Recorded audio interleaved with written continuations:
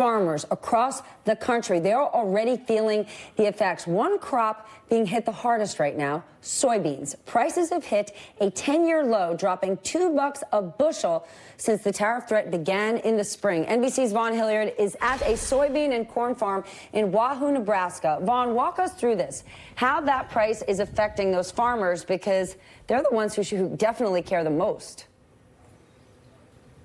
Stephanie, to put it in perspective, the largest export crop here in the United States is soybeans, $24 billion in exports a year alone. The next biggest crop after that is corn at just $9 billion. I want to bring in Doug Bartek. He's a farmer here in Wahoo. We're about an hour outside of Omaha. How many acres of soybeans do you farm a year? We produce 1,000 acres of soybeans. Third generation family? Yes. Now, when we talk about soybeans, when we talk about this impact, what is the price of soybeans right now? Price of soybeans right now is around $8 a bushel. And what do you need in order to make a profit? We need a strong $10 to be able to maintain a sustainable farming operation. And so what should people in Washington, D.C. understand right now about what you're going through?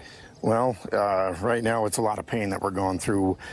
Without higher prices, it's hard for us to sustain what we're doing.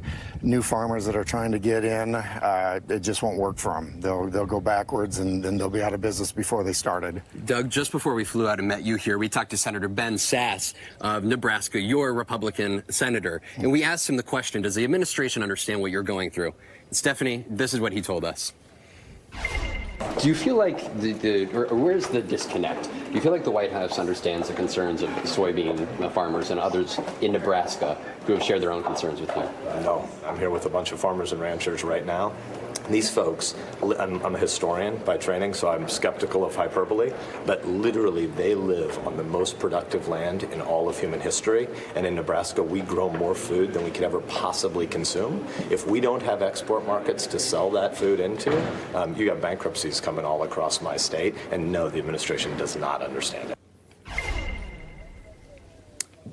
Doug, what the senator just said was essentially saying that the administration did not understand what your plight is, what you're going through. At the same time, the senator also told us that there is frustration, that China, for instance, in intellectual property has essentially stolen hundreds of billions of dollars every year. You were somebody who voted for the president, and you wanted action against China to be taken.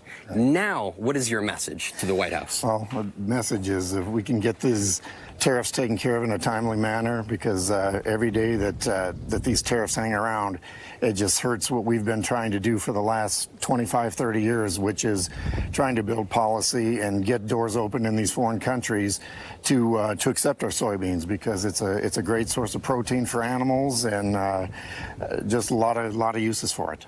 Now, Stephanie, the Vice President Pence just 2 days ago that the U.S. is prepared against China to go essentially toe-to-toe and issue additional tariffs. They're threatening more than $200 billion more on Chinese imported goods from here. Soybeans are already taking the hit. The question is, where does this go from here? And for instance, your crops are going to be coming up when? In September is when we generally start harvesting soybeans. 2 months from now. 2 months from now.